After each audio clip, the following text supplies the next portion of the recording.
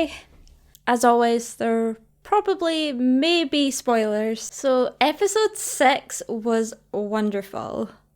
It was such a joy to watch this episode.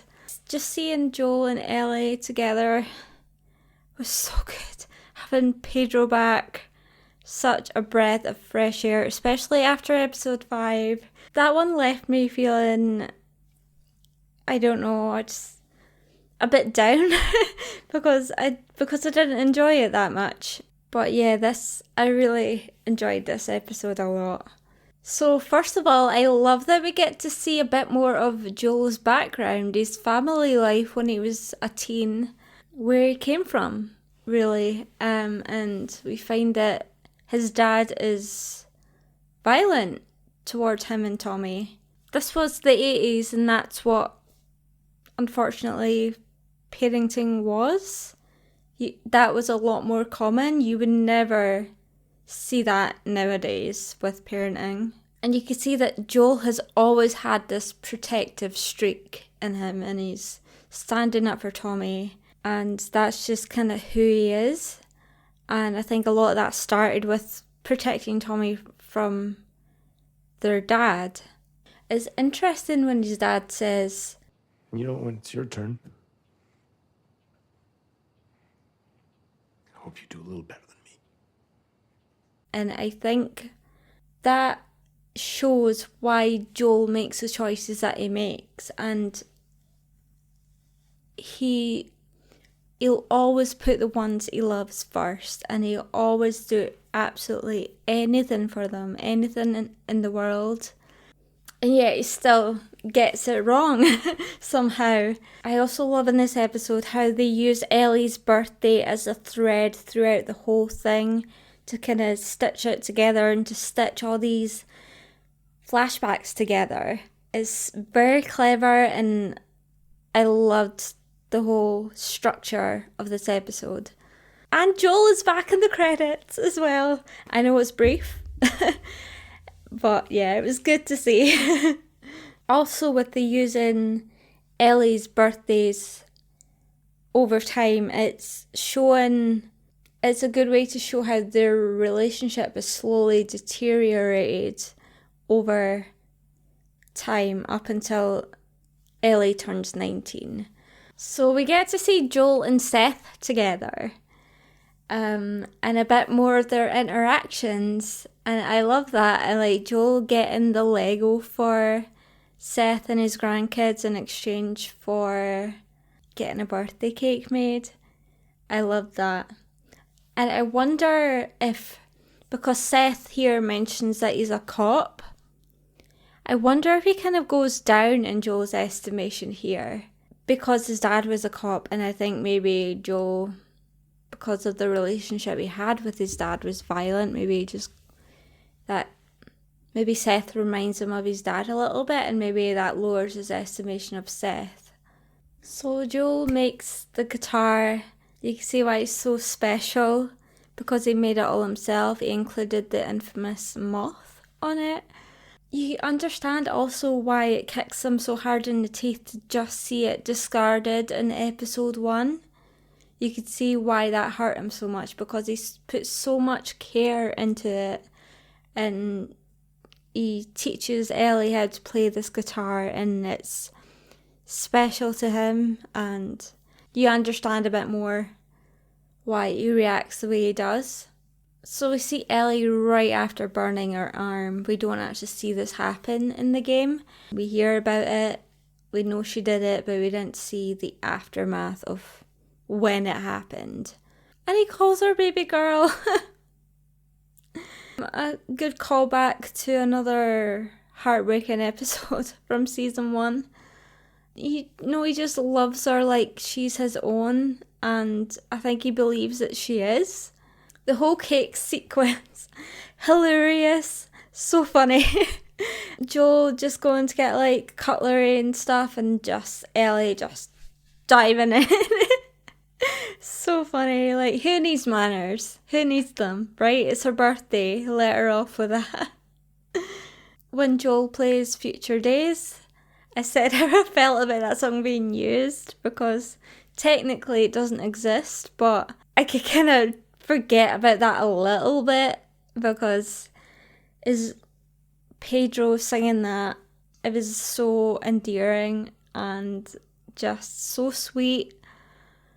And you could see how nervous he is because it's a very nerve-wracking way to kind of show your feelings, I guess, by singing to someone.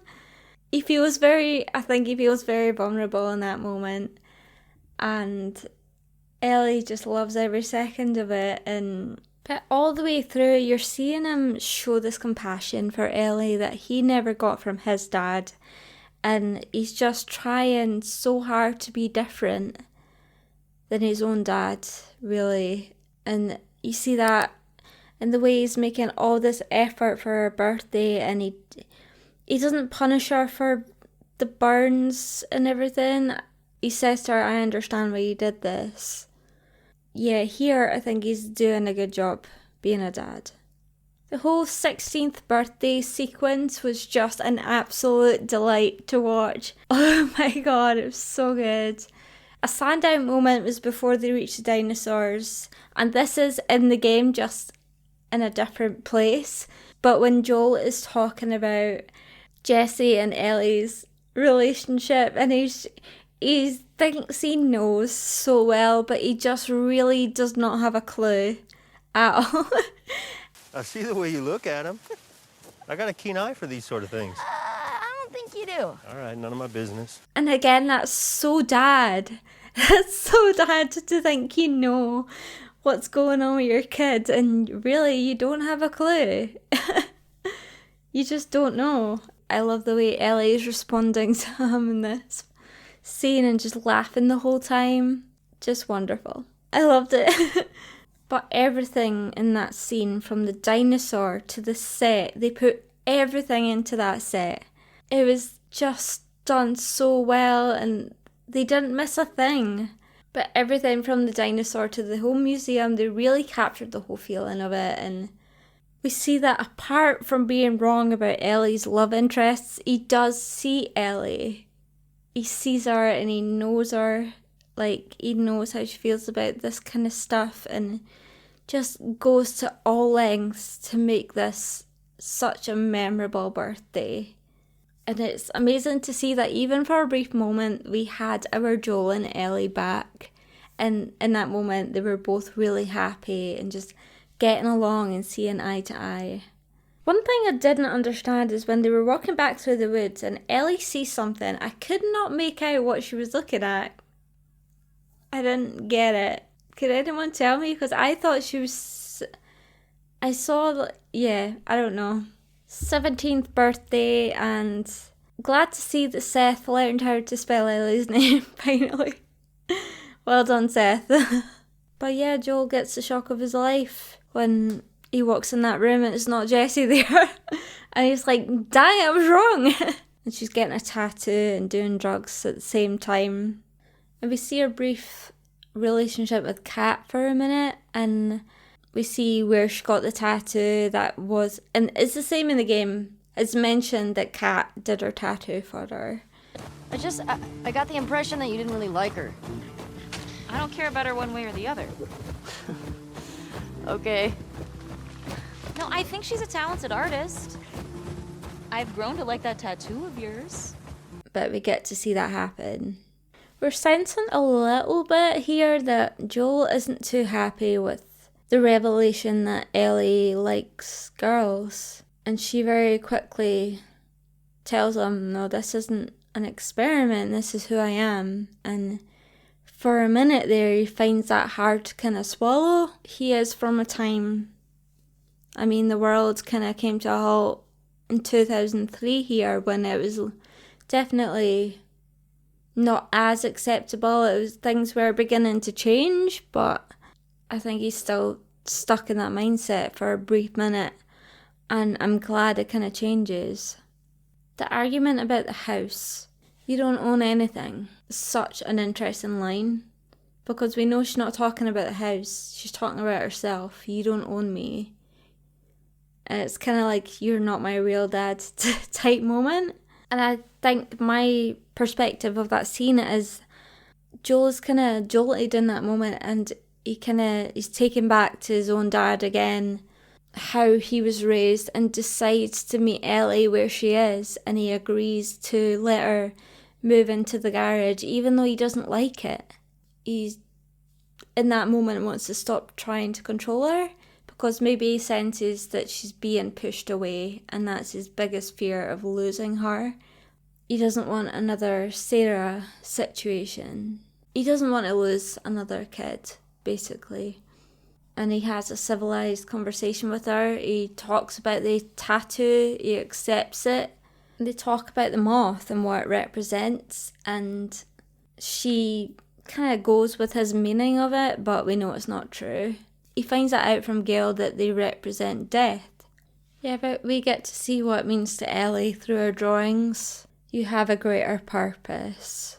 And I think that she believes that her purpose was to die, and she has an idea of what went wrong in Salt Lake. She kind of knows without knowing and without having it being confirmed, but she kind of knows and feels that her purpose was to die for something better. And that's why she has these moths everywhere. I love that Ellie is rehearsing what she wants to say to Joel, and she's already got it written down. She didn't need Jesse to tell her to do this. And we can see she's ready to question him because things don't make sense, and the lies he's fed her just don't fit, and they don't make any sense, and she wants to bring him up on that, but it's a nerve-wracking thing to confront someone. So she's trying to prepare as best she can. But then she gets distracted because she's getting to go into patrol, which is something we know she always wanted to do. So we find Eugene, and that mystery from episode 1 has been solved. Basically, Eugene was infected, but he wants to see Gail one last time, and Ellie wants to make that happen. So Joel promises her that'll happen and kind of sends her off and lies again. And that scene with Eugene by the lake was heartbreaking, about last words. And it's interesting that Joel here is trying to do what's right for a community rather than what's right for one person. It's kind of flipped. But it's also the fact that he continues to lie about how things went down, like how things happened. And then Ellie calls him out on it in front of Gail and Tommy. And she's not going to let him lie again. Like, he's lied to her for years. She's not going to let that happen. And he doesn't know that that whole thing was a test and he failed miserably. And that's where their relationship breaks. That was it. And another interesting thing is that Ellie said you swore. Not you promised. You swore. Which is the exact wording that they use at the end of season 1. Swear to me that everything you said about the Fireflies is true.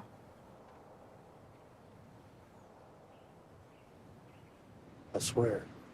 So we know what she's really talking about here. Finally, the porch scene.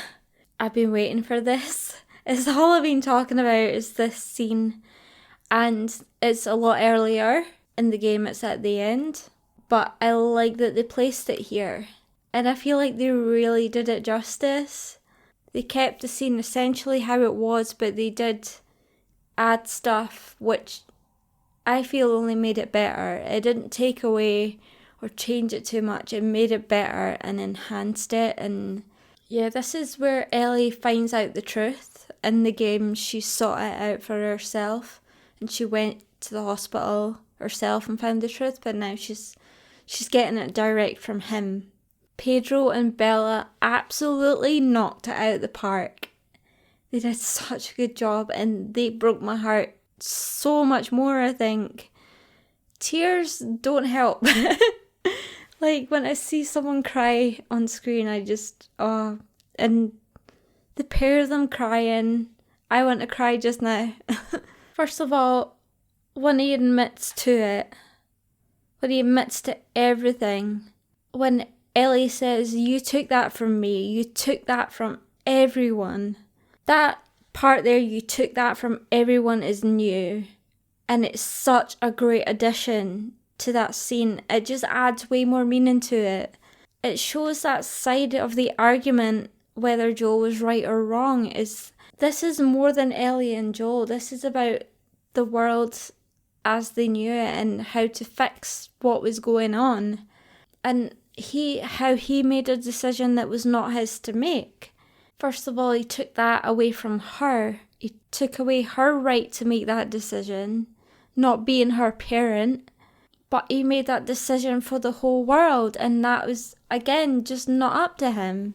But then he hits her back with, I did it because I love you in a way that you can't understand. And that kind of changes everything because, like, I'm not a parent, but I know that, like, I know my mum would do absolutely anything for me. I think if she was in Joel's position, she would do the same thing for me.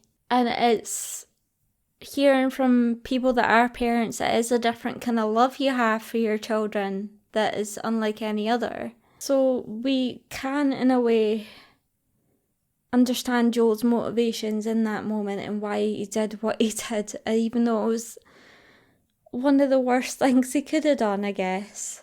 It's interesting that we're seeing both sides of this whole debate right there on that porch in this one scene.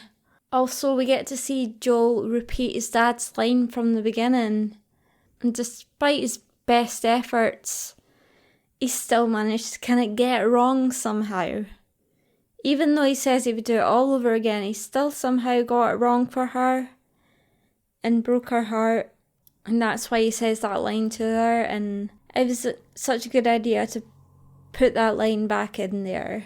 And the most heartbreaking part was the moment at the end when Ellie says, I don't know if I can forgive you for this, but I'm willing to try. And just Pedro's face, you just see hope there.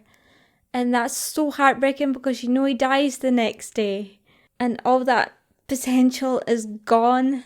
Oh my god, I want to cry just thinking about this. And it's heartbreaking for Joel. It's even more heartbreaking for Ellie because so much time has been lost with the relationship being the way it was for the past year or so. She lost so much time with him.